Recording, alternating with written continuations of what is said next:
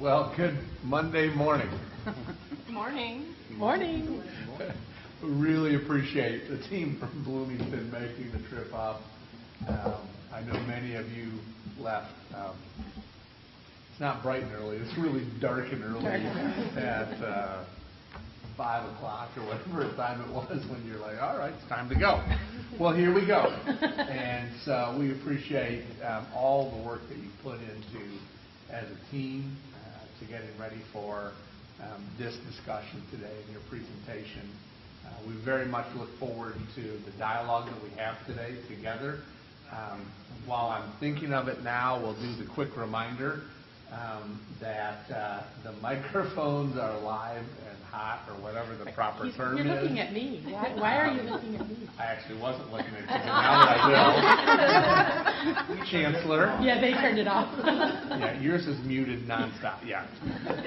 The little push button on the tall mics, if you want to mute that so you can have a little side conversation, hold down the push button. It's not a matter of push it and you need to hold it down. So they pick up lots, I've been told.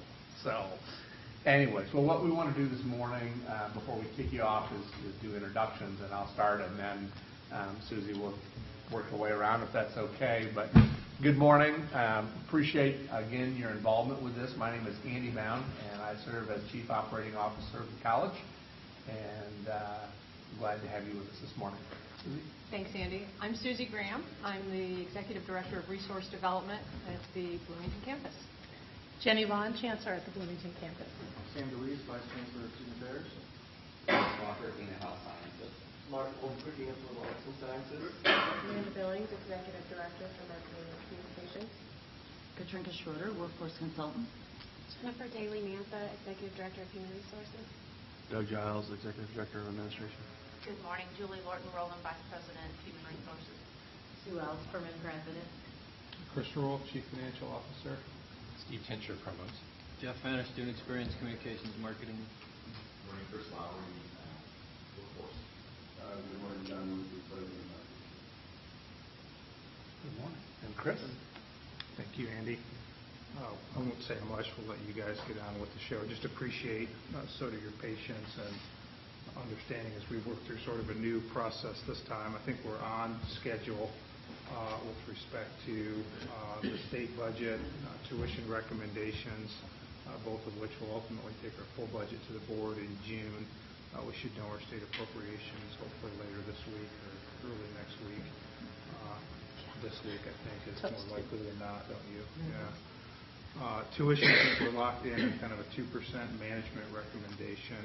And I think the plan is, again, sort of today, high-level strategies, goals, objectives, and then ultimately a plan will provide you at the end of the month the allocation based on the formulas we've talked about previously. You folks will have 60 days or so to develop more specific initiative requests that get into Andy and I kind of June 30th, and we'll kick off the new year from there. So I think we're in a good spot. This is our last day.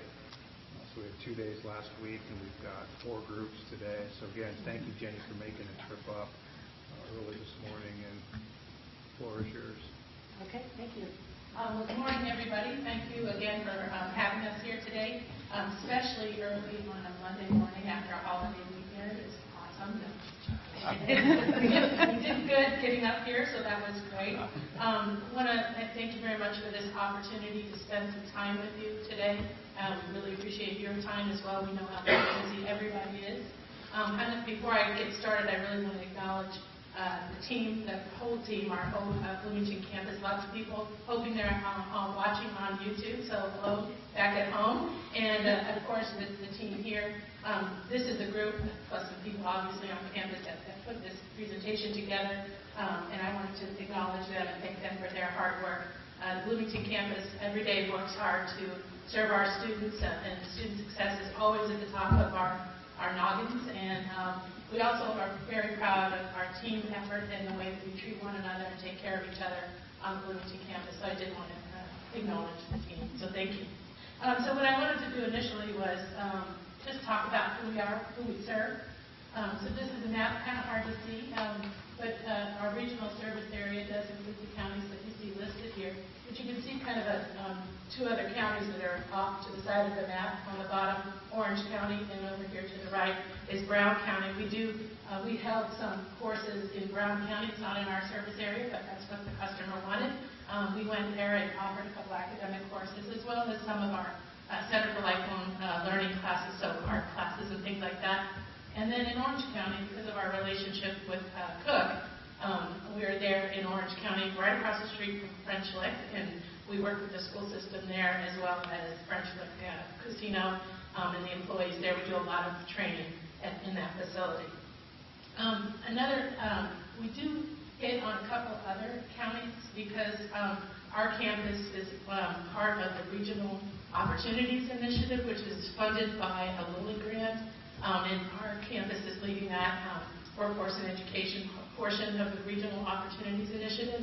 And so we serve other high schools, well, it's all high schools with graduation coaches, not the same as a college connection coach. And Dr. DeWeeks will talk a little bit more about that in his part of the presentation. But we do serve areas in Du Bois County, Washington, and other surrounding counties. So we're all over the place, honestly.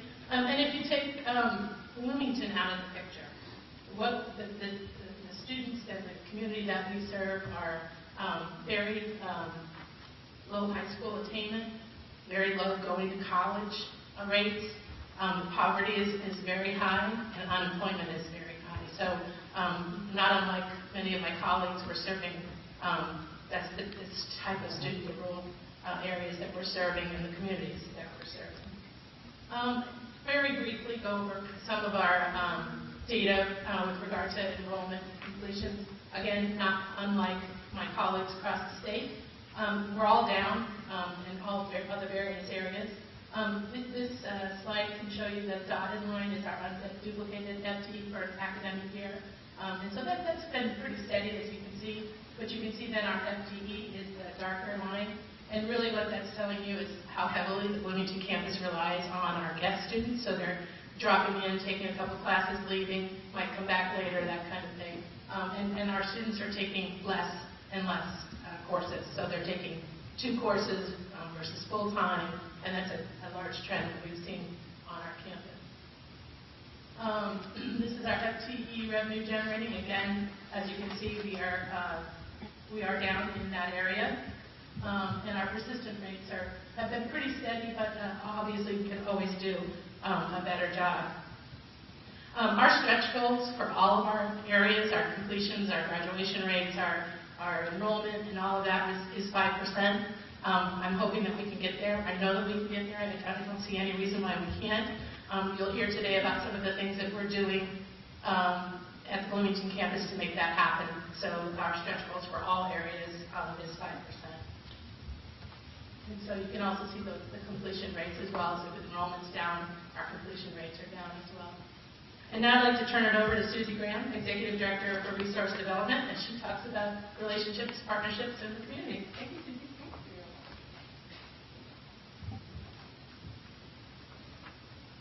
I'm a one-slide presenter, so you won't have to wrap your head around too much more that today. Good morning, John Murphy. I didn't get a chance to say a proper hello to you. So I stand before you both as a team member from all of us from Bloomington, but I wear a slightly different hat in that I'm looking at things from a fundraising perspective as well. And that will, I'll say, color some of my comments, but in a very positive way, because in short, I could not do what I do if it weren't for this culture of partnerships and collaboration and working together that we have in the Bloomington community. It really makes it possible for me to do what I do. But my comments aren't restricted exclusively to resource development. But fostering strong relationships really is the hallmark of the Bloomington region. We do this organically. It happens both internally with our team. It happens externally. And it all leads to meaningful dialogue and our ability to be responsive and ultimately have a positive impact on our student experience and student outcomes. So broadly, we have a very good working relationships. If you think about the map that Jenny had up here earlier, who are those partners? Indiana University, of course, is a very strong partner for us. And we work closely with them on everything from admissions to instruction, curriculum, transfer, and there's data behind each of those things, and I'm sure that you've seen a lot of this before. But we're very fortunate to have such a strong partner in IU, Bloomington. I think it probably started as we began to articulate our core transfer library, and it has just grown from that point. And so we work very, very carefully and very cooperatively together on a number of projects. Business and industry partners make up a core element of our partnerships as well, and Katrinka Schroeder is going to be talking with you more about that, but of course it is an important one for me from the standpoint of funding. So we not only get assistance in direct funding, but grant partnerships are important for us as we work with those business and industry partners. We have a strong relationship with our K-12 community in all of our service area counties, so everything from dual credit to career and graduation coaches that Jenny referenced. We have new life sciences curricular outreach that's happening right now thanks to some grant help. Robotics fair, science fair, and of course the articulation of students from high school into our ASAP program is really important as well. So some of the things that we do to affect that are unique to Bloomington. We have 5 what we call centers of excellence that help us create those touch points in the community. Certainly our Waldron Arts Center, which is one of those arrangements that happened through a very productive relationship with the city of Bloomington when we were able to acquire that building. But it's more than a building. We're part of a $72.3 million economic driver in the community of Bloomington. 12,000 people come through our building each year, and that's a lot of people who are seeing the Ivy Tech brand and coming into the Ivy Tech experience. Our Center for Lifelong Learning is housed there, although it's not necessarily defined by that building. But the CLL itself serves an important function for us. There are some people who may think, oh, it's an art class or it's a creative writing class. It's a lot more than that, because we use this as a vehicle for building our pipeline. We have children who are coming to us as early as age 4, taking classes with us. These are children who otherwise would never step into an Ivy Tech facility. And so from a very early age, we're grooming them that they belong with us, that college can be something that is important for them in their lives. And so we're helping to create and change that culture for them as well. Our Cook Center for Entrepreneurship, it speaks for itself. The impact that it has had in Bloomington has been profound in that we have given form to something that otherwise had been a rather amorphous function. The Cook Center also houses our Small Business Development Center, and you may be aware that last year our regional office led the state in small business startups, capital infusion, and jobs created in 2016. And it was so successful that the state took our Troy Phelps away from us, and he's now up in Indianapolis. But he did great things and left a great footprint for us as well. Our Center for Life Sciences, again, it was another creative relationship that allowed us to work with the county to construct that building on Ivy Tech property. We served, in 2016, we served 15 companies, which equated to 1,219 hours of training that impacted 4,200 individuals. So we feel that that's a pretty important thing as well. Civic engagement is more of it's a very much part of our organic culture. It's who we are, it's what we do. We're very, very strong entrenched in volunteerism, service learning courses. We make our facilities available to the community as our way of giving back to them. And collectively, we've tallied over the years that we have used civic engagement as a defining principle for us. We've contributed back over $1 million in volunteerism to the community, which again is a huge driver. Internally, we work very, very closely as a team. We have a lot of fun, but we work really, really hard. But there are no silos in our campus. We are able to access each other when needed for whatever is needed. And with the exception probably of Doug Giles, who likes to say the word no. Dr. No. Dr. No. I can go to every one of my team members or anyone, and they are willing to help me with whatever it is that I need to do. And this is important for us, and I'm sure it's important for everyone. But it goes back to our ability to work collaboratively. If we know that this is who we are and that we have this expectation that we're going to have that cooperation, we can work much more effectively effectively, much more efficiently, and certainly have a greater impact at the end of the day. But I want to give you an illustration. Our academic leadership team meets every week. This is made up of our deans of each of the divisions. And they meet with Chancellor Vaughn. And they amongst themselves, of course, have their business to take care of. But every week, another functional area gets to go in and meet with them. I get to have an audience with all of our deans 12 times a year. And that's hugely important for me because they play a big part of my fundraising team. They help me work with business and industry representatives who might be, for example, on an advisory board. They may have other subject matter experts that I need to be able to access in terms of developing a case for support and the like. But marketing also has a meeting with them each week. Human resources does.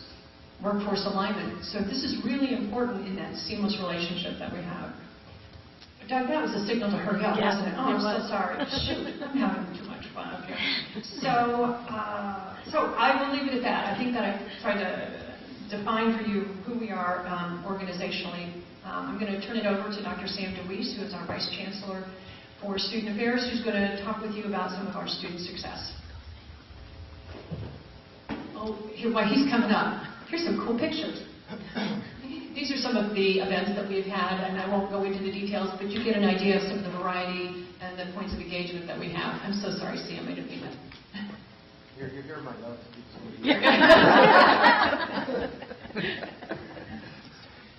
want to take me up on the offer. Okay. Good morning, everyone. Sam DeWeese, Vice Chancellor, Student Affairs. Thank you for your time this morning. Appreciate it. I want to talk about a couple different things today. One, it's just going to be our outcomes and things that we think we're doing well now. And two, we're going to follow up with things that we want to do in the future. So the 3 points plan. The 3 points plan is a communication strategy for students. We noticed that students were being inundated by emails, and a couple of years ago we decided that as a team, the academic leadership team, I serve on that as well, so I meet with the deans once a week. And it's 3 points every week, and we meet as a team to decide what those 3 points are. So we lay it out, the semester in advance, and we can change those things. But to give you an idea of what some of those things may be, it may be an opportunity for students to get engaged, or it may be something like March 10th state aid deadline. But it's only 3 points, and we send this out in our daily news. It's a PowerPoint, and so instructors can actually just throw it up on the screen before every class. Midterm intervention, we've seen great success in reducing both the number of D and F grades being reported at midterms, and then we've also seen an improvement in our midterm grades, and those are strategies that we're doing that are meaningful in contact that our advisors are making, but then we also have workshops and things that are right before midterms and then after midterms about study habits, test anxiety, presentation anxiety, things like that that would help students. Our co-curricular planning is new. It started in the fall. We're very excited about this. This is another demonstration of how we work really closely, student affairs with academic affairs. This is funded through the dollar allocation. What it is an opportunity for faculty to apply for funds to enhance their curriculum. So we've taken students to the IMA, we've had guest students, we've had guest presenters, we've had food and things like that to make curriculum a little bit more engaging for the students. We've worked with 15 different faculty this year just in co-curricular, and it's impacted over 250 of our students. The Student Emergency Assistance Fund is funded through the Denim Donations Program. If you're not familiar with that, Jenny Vaughn is a stickler. We're not allowed to wear jeans on our campus unless we pay $5. Donate $5. Donate. And it's not to me. Yeah, it's 20%. No, it's an initiative for faculty and staff to participate in an easy way. This money goes to a fund to help students, and it's a wraparound service. So as an example, we had a nursing student who couldn't get to class because her car battery was dead. So we bought her a new car battery, and she was able to make the class. Graduation and College Connection coaches, I know you've heard this, and I know you've heard them explained a million different ways, and they're called core diversify things throughout the state. But really, we have kind of two different pathways if you think about it in our region. One, Chancellor Vaughn's already talked about, is through the Regional Opportunities Initiative. That's 7 coaches in 9 schools, and that's grant funded. And then we have another pathway, which is, well, actually, there's kind of 1.5 other ways. One is we share a coach with Terre Haute, Evansville. She's truly a connection coach. She's talking to students about getting to Ivy Tech. The ROI coaches are really talking to students about first graduating from high school, and then what opportunities would be available to them both in the workforce or in the post-secondary environment. And then we have a graduation coach that is paid for by a partnership from our friends down in Lawrence County. They got together and raised funds to pay for a graduation coach in their community. So some other things that we are doing well. One, SLA is only offered in the fall. 95% of the students who participate in SLA are retained to the next semester. So my staff came to me and said, well, if they're retained at this high of a rate, why don't we have one in the spring? Well, good idea. Let's do it. So we're doing that. We already have half the students who are in this program. It's a 4-week program, 12 contact hours. We know on our campus, and I failed to say this at the beginning, the number one reason why community college students drop out is a failure to make a connection. And so we're trying to make a personal contact. It's the same thing as the Project Early Success. It's just making a meaningful connection with our students. Green and White Days, thanks to Jeff and his team for moving towards the face-to-face orientation. This is what we used to call our face-to-face orientation. We started this a couple fall semester, or last fall, and 89% of the students who attended the Green and White Days are still retained at this date. Again, we know making that meaningful face-to-face connection with students, talking to them about the resources on campus, and telling them and saying that there is a face at Ivy Tech Community College. If we have a name tag on, which I didn't wear mine, it's in my backpack, I apologize. But if you have a name tag on, if you see somebody with a name tag, ask them a question. The reason why they have a job is because of you. So if you need help, ask them. They will help. Supplemental instruction, we have 22 sections of SI right now, and we've seen great success with this. We've reduced the withdrawal rate from 12% to 6%, and the students who are participating in SI sections actually have a 0.5 GPA higher than the students who are not part of SI. We redeveloped English 075 and 111. We noticed when we saw the state data that our co-rec model had subsequently higher failure rates than other sections or other sections across the state. And so we made a meaningful change to the curriculum where students got to share a personal story about themselves and redevelop the curriculum. So now we've gone from 28% pass rate to a 42% rate in 1 year. All right, so what are we going to do in the future? First, and I failed to mention this at the beginning, but the 3 points plan really was aimed at, we knew the student affairs were inundating them, the students with emails. We thought, how can we get in front of the students? Well, who's in front of the students every day? Well, faculty are. So we know they listen to their faculty members. Well, we know that high school students listen to their faculty members as well. We get in, we try to meet with our counselors as often as we can, but we all know that counselors are overworked and their caseloads are huge. And so we want to have a fun and engaging, very laid-back event for the high school teachers in our area, and just show them our facility. As you know, everyone's been on our campus. Once you see the Cook Pavilion and Tree Hall, everyone leaves changed. They absolutely, I've heard it so many times, time and time again, this is Ivy Tech. Wow, this is amazing. Yes, and so we'll give them a tour of the labs, and we'll start to share our story with them.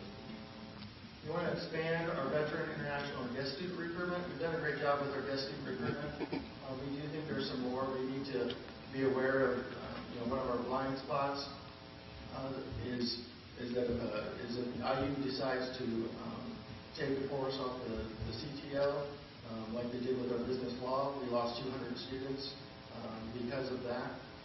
We have a number of students who are in econ and finite, but we really need to identify those next classes that guests would be interested in.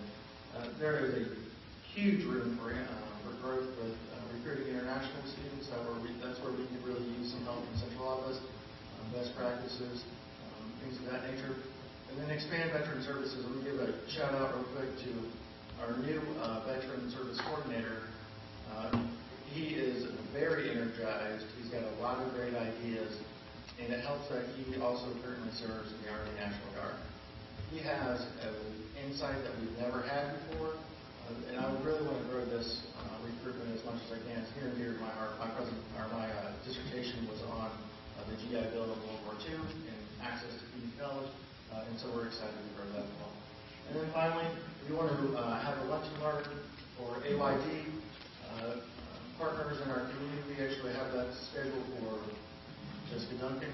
Big shout out to you, and I forget the date. I think it's May 15th? I don't know. I forget. But it's May 15th. It's in May. We're going to have our community partners on board. A really big shout out to Cook and their partnership. We started with 189 Cook employees. To give you an idea, they had 7 students in their worldwide operation of taking advantage of their educational benefits. They've grown went from 189, we have 230. We'll have 100 this summer. We think we'll have 265 this fall. And we have signed MOUs with Symbioda and PrintPack. We had an excellent meeting with IU Health last week, and they said, well, this just makes sense. This is a no-brainer. We agree. And Baxter, and we have a signed agreement with Old National as well. So we think our stretch goal, and it will be 500 students this coming fall in AYD, and we think we can make it. For time with that, I'll turn it over to Tringa, and she will talk about workforce development.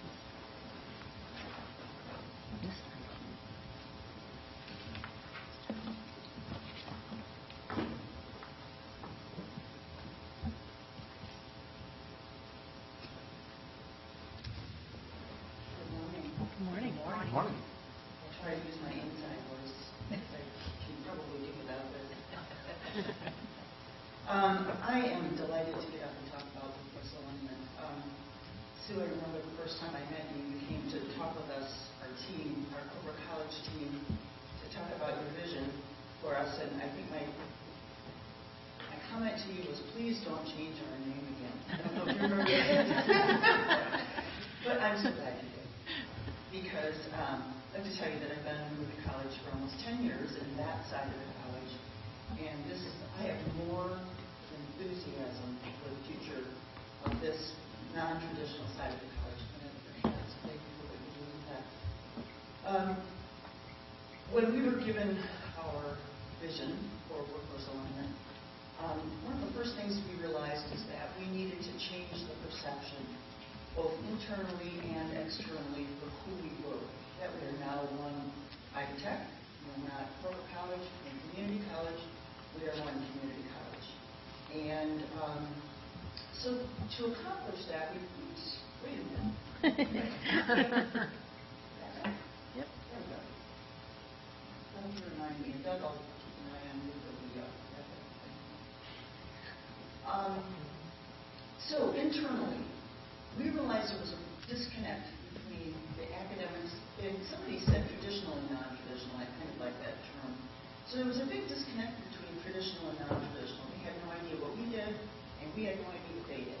So we formed, and Jenny suggested it and really supported it, we formed a collaborative team, as we call ourselves. And we are made up of the workforce alignment team, admissions and recruitment. You did. So the first thing we did was some cross-training. They needed to understand better what we did, and we needed to understand better what they did. I had no idea there was such a knowledge gap there. So we spent a lot of time doing cross-training. And then we said, okay, now that we've changed that, we need to go to externally. So externally, someone from that collaboration team attends every Chambers of Commerce meetings and economic development meetings throughout our 6-county region. And then we ask to present when we can, and we're already seeing some increase in that. We also do team visits now to local industry. that has been really, really, really successful. So there's a team of us go in, we represent the traditional and the non-traditional. We have this little handy-dandy binder that we leave behind that's got traditional and non-traditional information in it. I just want to give you one example of how that can work. We went to visit PrintPack. And when we went in, we're talking with them, what are their educational or skill gap needs? And they had 3 things that they wanted to do. They wanted to fill open positions. They wanted to become an employer of choice. And they realized that with unemployment so low, they knew they needed to do something internally. So they wanted to develop career paths for the new employee coming in. So they could say to a new employee, if you come and work for us, we can show you what your career path will be, and that will be linked to skills and education. And the third one was they wanted to skill up the existing workforce. So they had 3 needs, and we came back to them with probably 6 or 7 different solutions. And AYD was one of them. They're now partnering with us on AYD. They came to our career fair, first time they ever came to our career fair. And they're working with us now to do that career path. So we're working on that. And the career path will involve contract and academic. So they realize with their employees that some of them are aging, getting ready, close to retirement, need a skill gap training, but they don't want to go for the full 2 years. So that has been really, really exciting to see what can happen with those visits. These are some of our clients in the area that we've been doing business with. A lot of these I've been doing business with for a long time under corporate college, and we're now going in to visit as workforce alignment. The other thing that we're seeing is industry is really enthused about us coming in as one voice, because I think that's what they heard from the voice of the customer, was they would like one contact at IDTech, and we're doing that. So our strategies for the future. Janet's coming Wednesday, I think, to talk with us about data, and we've seen some preliminary information on some of the data, and it's been really surprising. One of the things I know that we need to do is we need to work with the data and the industry to analyze the data and make sure that we're really and truly revealing the need, short-term need and long-term need. And that's one of the things we're aware of course, working as corporate college, is that there's a short-term need, and we need to fill that, but it doesn't maybe mean a whole new program for IDTech that's long-term. One of the examples for that is CDL. So we've been going to other regions that do CDL and talking to them how they do theirs, and it's some of them, most of them do it with, they have a subcontractor that they work with. So we're looking at that right now because we have a lot of positions in our area. So we're going out and talking to industry. Would you hire somebody new out of the program, or do you have to have experience? And then we're working with contractors to say, what are your requirements? And then, of course, developing new programs based on that demand data, and Dr. Swaffer is going to talk more about that. So this is another one of the strategies. This has to do with listening to our customers, listening to our industry partners. As we go out and talk with them, they don't even know it's a need until we start talking with them. One of them is around professional development. They're sending people out of state, or they're sending people within the state, but long distances for some professional development, CEUs. They're also sending them long distances for maybe some certifications that are required for their jobs. We're looking at bringing that here. And again, a lot of that has to do with working with subcontractors. So ASQ, we've done some training already with Crane, and we're working on more with them for some of the ASQ certifications that they need. Well, we're bringing in ASQ and their instructors locally, even to Crane at Westgate, to do the training there. Flexible solutions is all about, flexible solutions for the short-term training. Again, that would be, we're working with Dr. Swafford for CNA. We have some strengths in workforce alignment that we think lend itself well to partnering with our academics. CNA, enrollment's been dropping, but the need is great. It's huge. So we do a lot of marketing for our open enrollment classes. So we're going to partner with them, maybe to offer some of the classes in a non-traditional format. The other thing is that we can market them and hopefully drive enrollment. And then, of course, everything that we're doing, we want to make sure that it can crosswalk to credit if they would like it. One of the things I think somebody else talked about there, we deal a lot of times when we're out working with the corporations with an older workforce that have no idea that there's a possibility for them to come back and get their degree. So when we're doing that customized training, we want to make sure that whenever possible it can crosswalk to credit in case they would decide that they wanted to come on. The other thing is the sector-specific summits. So we're having our first healthcare summit on May 1st. The purpose of the summits is to open the dialogue with our customers and with our partners. So we will have a panel discussion. We will have Work One there. We will have Ivy Tech. We will have our students, our faculty, and the community, if they would like to come. We're inviting all of our healthcare partners in our 6-county region. The goal is to take this out to the other communities. So not just Bloomington, where this is our test, our pilot, but eventually we want to take that out to the customers.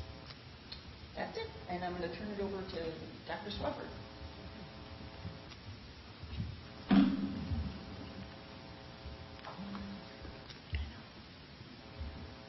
Thank you, Katrinka. Good afternoon. Good morning. I've only been up since 4. So it's about lunchtime already. Poor Larry. Poor Larry. I'm going to address current strategies and successes in increasing degrees and credentials, and then I'm going to follow that with presenting future initiatives to build on those student successes.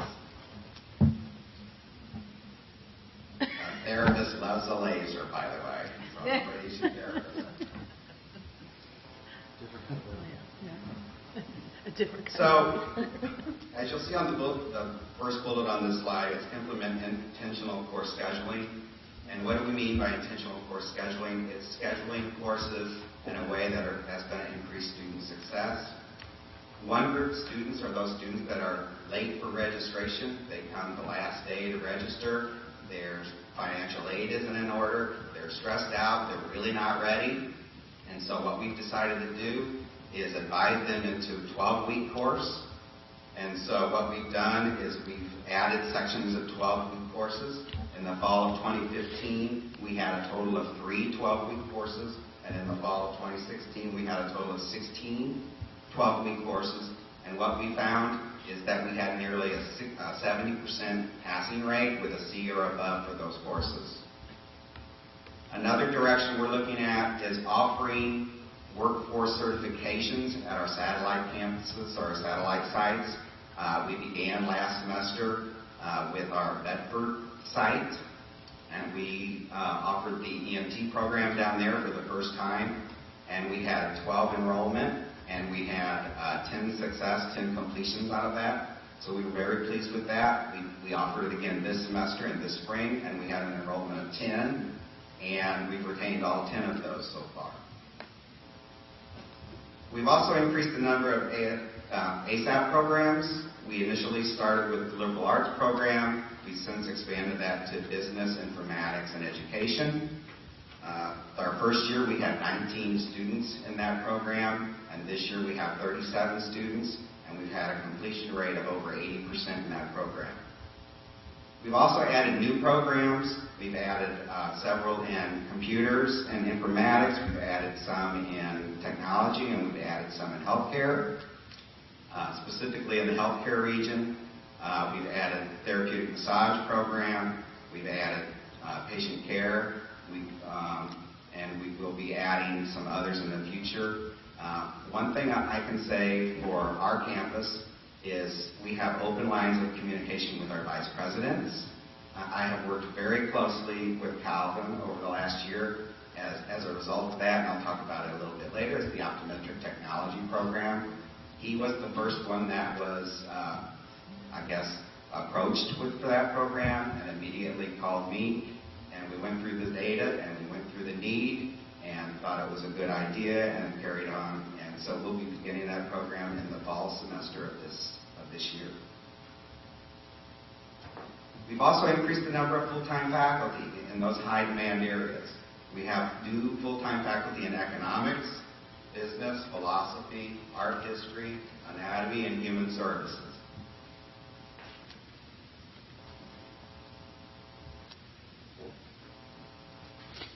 We've made it a focal point on our campus to increase our collaboration with our local high schools. One example of this is the addition of dual credit courses to the high school students. We now have a catalog of over 70 dual credit courses that are offered on our campus. We've increased the number of faculty on loan to our schools from 2 last year to 6 this year. And we want to increase the number of STGEC students. And I'm happy to report that this year we will be graduating 22 students from our local high schools, and they're earning the STGEC certificate. And I just want to add real quick that I'm actually going to the graduations and presenting those certificates in the high school, and then we're inviting them on our campus to go through our commencement as well, and we'll be acknowledging them when they cross the stage. So we're excited about that. You're welcome. One exciting thing for me in the health sciences is the next issue. 2 years ago, we were approached by MCCSC. We know we have a number of students that want to leave high school and go directly into college. And our prerequisites have been a barrier to that. And so they approached us, and we agreed to work with them, first on nursing, to find a pathway so that a student could get all of their prerequisites completed in high school. And then when they graduate high school, they can apply to the nursing program, and if accepted, they can be directly entered into the nursing program and finish in 4 semesters. So we did that 2 years ago, so we're expecting our first group of graduates from high schools this year, and we might see the result of that during this application, our next application process.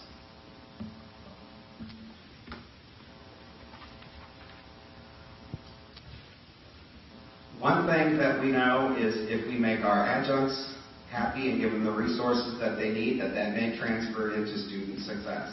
What we've done on our campus is expanded the adjunct faculty space. We've given them the resources. We've given them a private meeting room that they can meet with their students, and we've also been providing them professional education. We've expanded our open educational resources.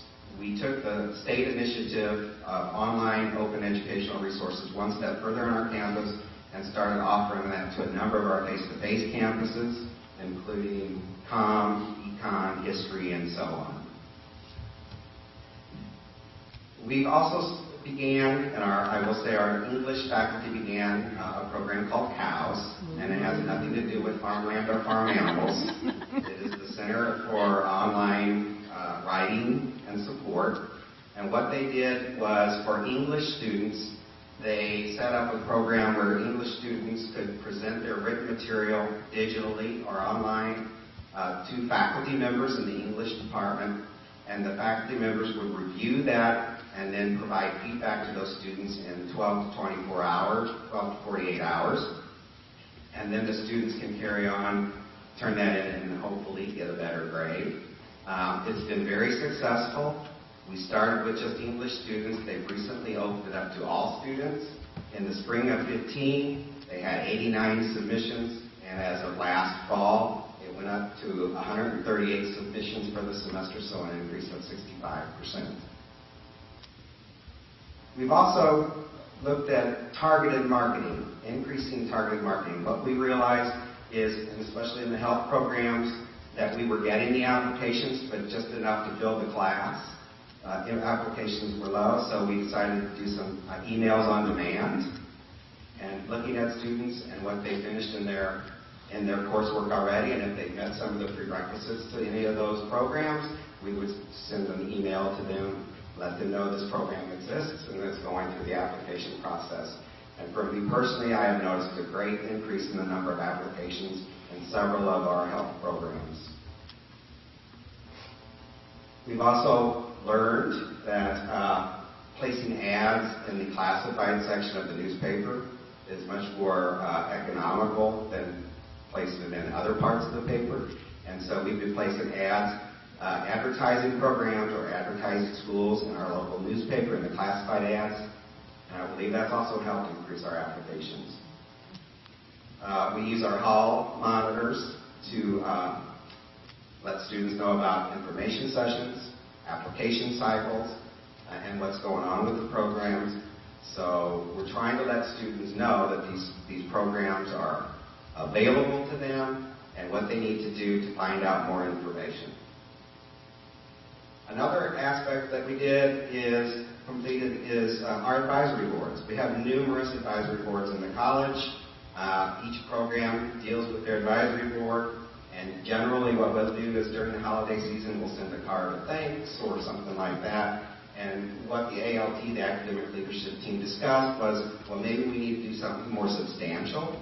And so last fall we had a reception for all advisory board members across the college. Andy was there, I believe. What it did is it gave these people a chance to visit the college, because some of our clinical sites are far away, and a lot of them use go-to meetings sometimes. And so we got them all on campus. They were able to meet the college administration, and they were also able to meet each other. And that worked out really, really well. The reception was well attended, and we're going to plan on doing that again this year.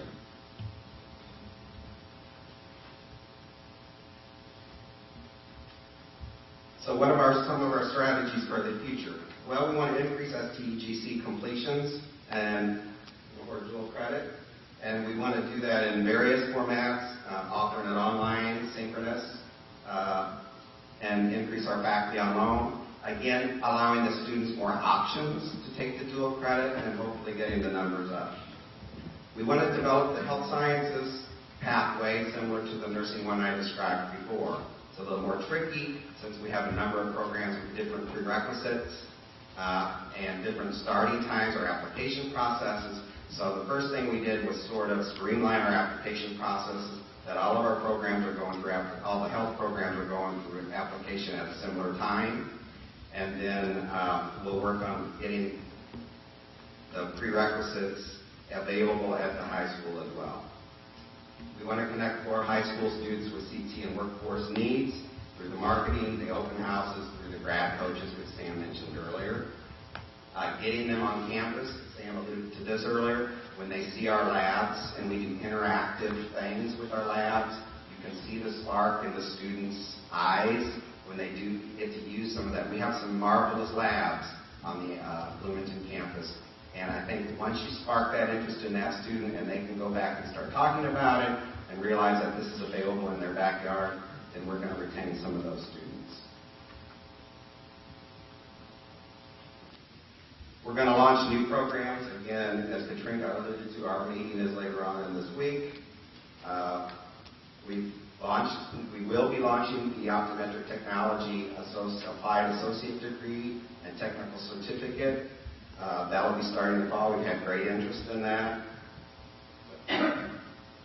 We're going to address barriers to enrollment, including increasing scholarships. We're part of the pilot project, I think, Jeff, that you're co-leading for the Bloomington campus to pilot certain programs in the structured aspect. So we're going to be part of that pilot. Increase the use of prior learning assessment. We have a dedicated person on our campus. When a student comes to our campus and meets with an advisor or a faculty member, and we look at their experience or their education and determine that they might not be available or achievable for some PLA, then we're sending them to Jessica, who is our point person, to discuss that option further with them. And then we want to launch, as I said earlier, a catalog of synchronous courses to increase the student success in the gateway and credit and for credit courses. Last slide, we want to continue to increase our opportunities for students to get apprenticeships and internships. And we also want to increase the number of full-time faculty in our high-demand workforce areas and our high transfer areas as well. Thank you. Thank you, Larry.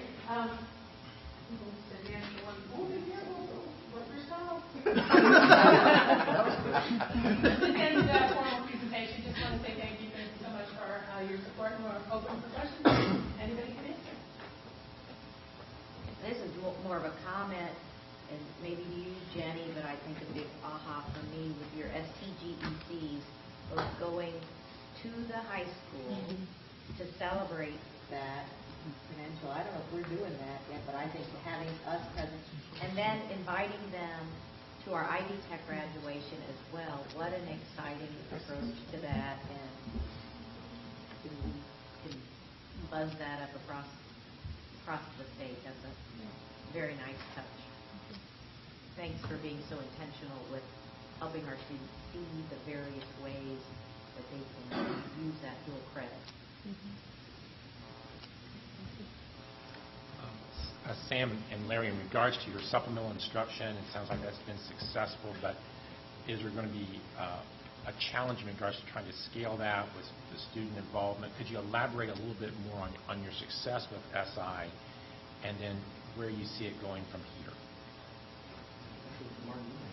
I'll try to answer this question. So we have a dedicated faculty member who's our SI leader, and he's so excited about the program, he's not even asking for an envelope for it. And well, now he's going to hear it. Yeah.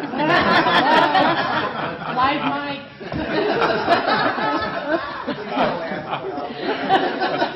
There's a delay. We can.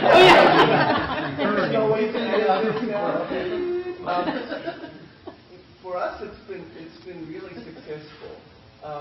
We've offered it in a number of sections, but what we've also done, and I think that's what I'm most proud of, is that we've offered this opportunity to serve as an SI leader to high school students who are entering our ASAP program, and they've already completed a particular course, the English 111 or math course, in high school. And when they come to us and join the ASAP program, if they received a good grade in that course in high school, we offer that opportunity to the student, and that really also offsets some of the costs because there's a slight stipend involved. And it helps us also with, since this is a cohort program, it helps us keep the students engaged when they're not in classes because they can go to a peer for additional help. In terms of leveraging the cost for SI, we've also worked with Brookings Grant because some of the courses that we're offering through supplemental instruction are CPE courses. There have been some opportunities for that as well. And we hope that this is going to be an opportunity for the future to expand because cost is always an issue. Can I build off of, you talked about ASAP. You have such a strong Hoosier Link program.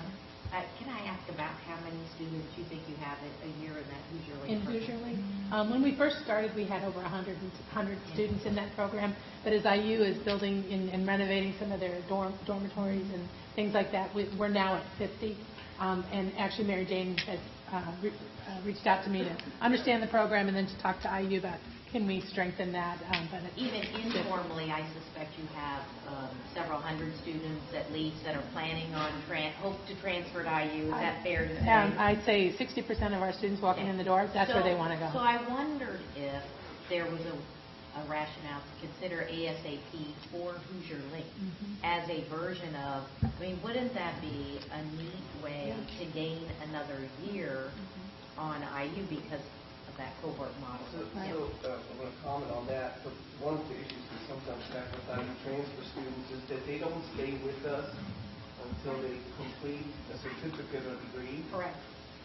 We've actually, our ASAP coordinator has reached out to IU to explore opportunities to offer the STGEC in an accelerated format. So students could start that early and then get done with their transfer core before they apply to the IU program, and that would allow us to also benefit get a from completion. Very good. We'd also be interested in a little more elaboration on the revision of the co-rec in English 111. You mentioned students, but could you elaborate on that a little bit more? I'm getting all the hard balls. School liberal arts. No, that and I have to give our English department a lot of credit for that because I think they're among the strongest faculty members in the state. And they were concerned when they saw statewide statistics about completion rates in English. And they were wondering, well, why are ours lower than the rates in other regions? So they reached out to other regions, and we requested, for example, sample syllabi from other regions, and we looked at our assignments, and we put a task force together. And so what we thought was important is to kind of bridge writing for a student a little bit, because they're scared sometimes to immediately transition into that academic writing. So for the 111 course section, there's a kind of a personal writing assignment that sets the tone very early, because what we've also noticed is a lot of students, and that's what we're struggling with, they don't turn anything in. Come midterm, they just walk away from the course. So we're starting out with a personal writing assignment and building onto that and transitioning slower into the academic writing. And then our English faculty also took it a step further, and they were looking at affective issues that have an impact on completion. So our 075 section also talks about things related to motivation, perseverance, asking for help if needed. And that's been in the first year. We only have data for first year, but it's been tremendously successful. Great. And you referenced your Center for Writing. Is that a pretty strong dimension in regards to helping students? Just a little bit more elaboration on your center, because it's one of the few centers in the state. And I actually expected a question on that, so I can answer that. The college uses tutor.com, and yes. we looked at the usage statistics. A lot of students in the Bloomington region actually take advantage of that. Also because of the 3-point plan, we actually refer students to tutor.com. But what our English faculty noticed is when students showed them the feedback that they were receiving sometimes for papers they had submitted, the issue was that it varied greatly. Sometimes it was excellent, sometimes it was not so great. And so we have a faculty member who came to us from Kansas Community College, and she ran a set of online writing support there under a different name. And we started that in our region, and again, she did that for only one upload. And we were actually surprised by the number of submissions that we received, and it's really had a strong impact on English courses. So the tutor that currently reviews the papers is fully credentialed to teach English, is also intimately familiar with the course requirements and the writing requirements, and that has been tremendous help. And so we've opened it up recently to other discipline areas, and the numbers of submissions continue to grow. Thank you. Yeah, some really best practices there for us to look at. Thanks. Jenny, we usually have a slide on how central office might help. You mentioned one around international students and how we can help market and support those. Recruit them. Are there other things where you'd like central office help? One for sure is, and Mary Jane's already reached out to me to learn more, as I mentioned, with Hoosier Link. But with the, the CTL and the IU is now no longer accepting our business law class. That's a big deal. I mean, so things like that we don't want to lose anymore. So we hope that, yes, absolutely, if you could help us with that.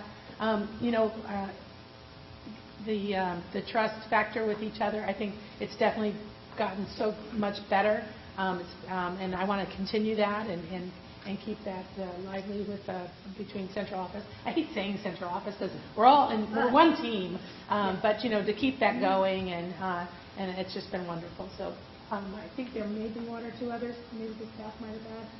I can't remember. And the autonomy, which we're getting to that point, and so that would be about it. Jenny, I'll just pull a thread with that. And one of the things I heard mentioned was increasing use of PLA. This is maybe a little question. Do we do enough work meetings with PLA? No, we don't. No. It's really all over the board, and it really begins, in my opinion, with that admissions person talking to a student and really trying to bring out from the potential student, what is it that I might have that I could actually crosswalk or get credit for, and then it goes on to the advisors, and again trying to continue to say, or get the information out from that student or that recruit that I have this experience and I don't want to repeat Comm 101 because and traditionally you don't do general ed courses, but why not? I mean, if I've been speaking in front of people for years and years and years and I just didn't get my degree, let me show you what I've done to give them the credit. And so we could really use a lot of help in that area. Is there any reason that couldn't be a shared service? Oh, no reason at all. Yeah, absolutely. I don't know if your team has had an opportunity to use the Kale exploration. While we had a pilot here at Indianapolis, it was statewide. If you had any experience with that? No. Okay. I did, when I worked at the University of San Francisco 20 years ago or more, I worked for the College of Professional Studies, and that college actually let students gain up to 30 credit hours towards their 128 credit hours that they needed to graduate with a bachelor's, but they were afforded up to 30 credit hours of credit, and some of it was COM 101 again and things like that. So if you graduated from that school, you were somebody in the workforce already, you needed that higher degree, and then you were able to get some credits like COM 101 or whatever it was.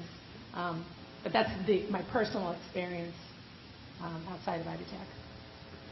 Any other questions? In our discussions, we appreciate you're one of the first that put your development, so we appreciate that. She's kind of pushy. She kind of wanted to speak. I want to speak. I do have to ask Thank you. one more question. We had chatted in prior times, and I know this is a forward-looking meeting, and then we grind the numbers with Chris. We talked about Susan's got a lot to do. Right. She's very busy. Right. A lot of events. You're one of our highest reasons on the foundation side. We talked about adding another 8 Yes. Are you guys still envisioning? Yep.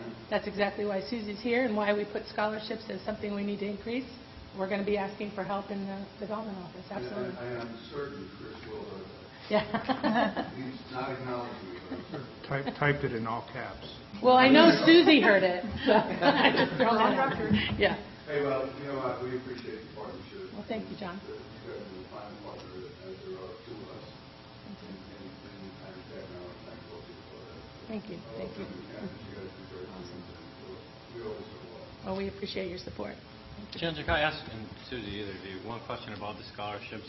The increasing of those as a barrier to enrollment. Are you looking for scholarships for current students or new students? Because so many of our scholarships really are for our current students today that we can't use it as much as we'd like to as a recruitment tool. So any thoughts on that? Yeah. Well, we're being intentional about looking at criteria for each of our scholarships, and if it does not exclusively preclude a student coming in from high school, we open it up so that even incoming students can have access to those.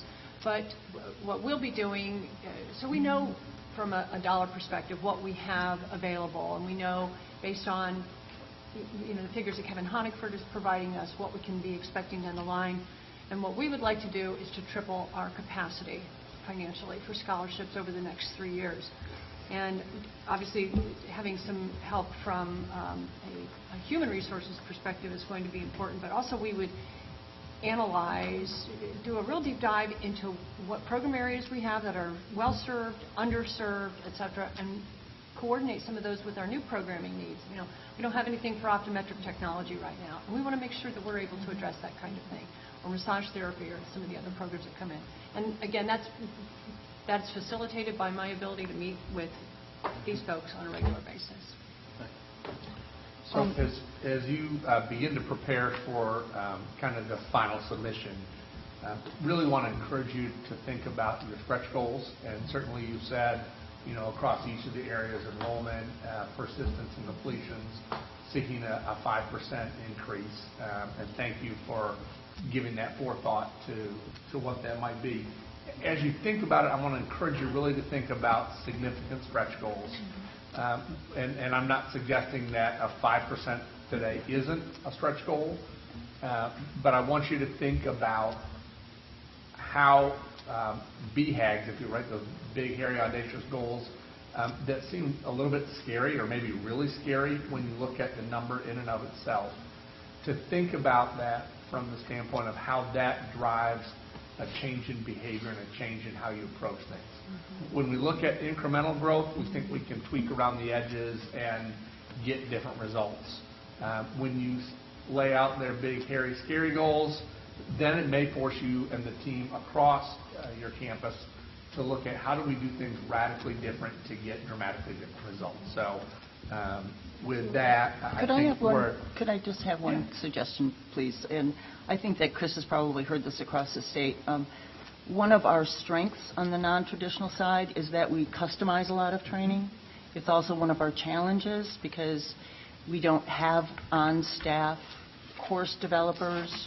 And the question just came up from one of the clients is we were going to customize some training, and they said, where does the cost of the customization come? And we had said, we build it into the cost of the course. And he said, then who owns the course?